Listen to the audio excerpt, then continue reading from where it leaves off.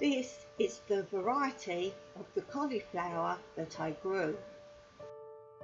Some I seeded straight into a raised bed with a fridge shelf to germinate it. Other seeds I sowed into old compost bags, but this is my own homemade compost in the old compost bags, and as you can see there's also some old cat food bags, and here are some old plastic cups that I also used. These were then all placed in my old rabbit cages to stop the cabbage moth, butterfly, and also to stop the cucumber beetle. I have videos to show you how to also stop these bugs, so check out the links below to see how to stop these pests. Here you can see I covered them also with an old net when they grew too high for the rabbit cage lid.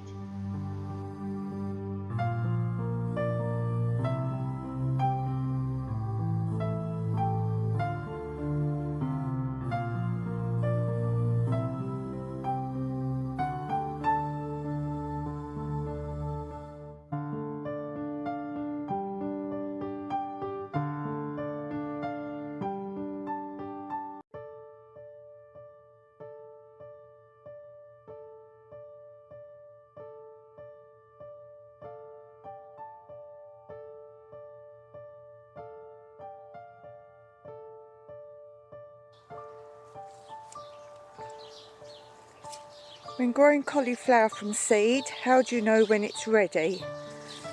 Well, it's got to look like quite a nice flower in the centre, and it's like broccoli. If it appears to be starting to open, then this is beyond its best and it will bolt, and this is how you get the seeds.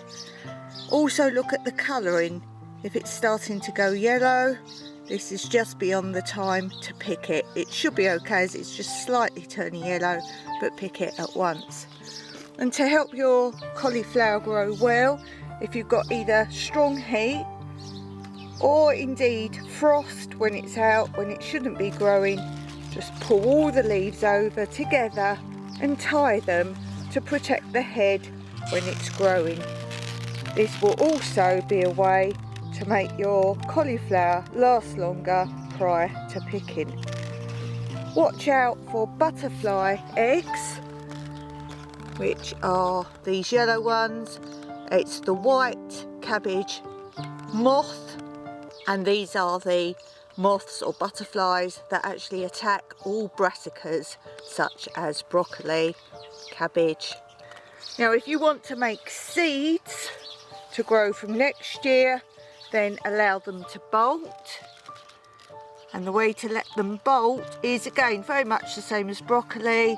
Let them grow long and into stems. As you know, I always let half of my first crops, because these are my very first cauliflowers, so I let at least half of them bolt, and then the seeds will produce from here, which you can easily collect. As you can see, I've grown this in my raised bed. This is my preferred method for sure, and you see how big it is, and I have several growing from here.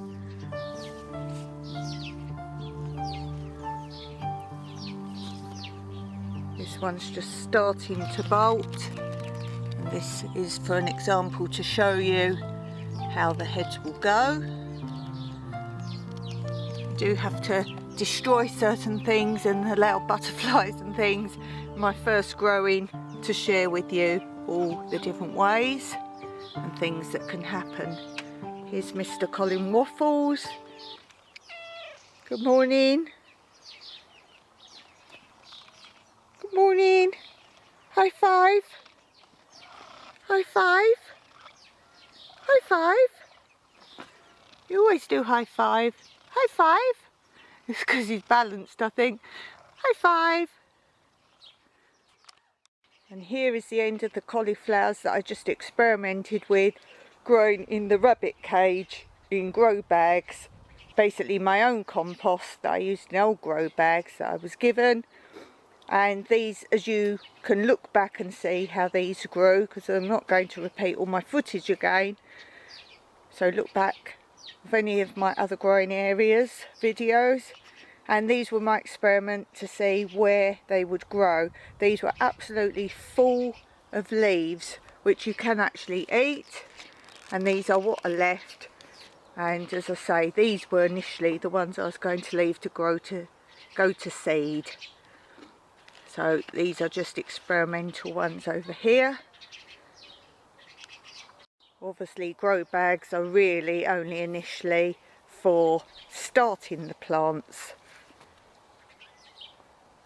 but you need a big deep area where they can grow and produce really well.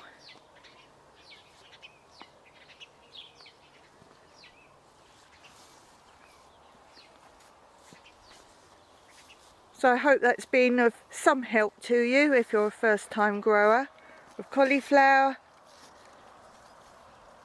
I have done videos on pests and bugs. I've done a whole series of those, including the white cabbage moth, and you can see how I get rid of that simply and easily with natural ways. So until next time, Maraki.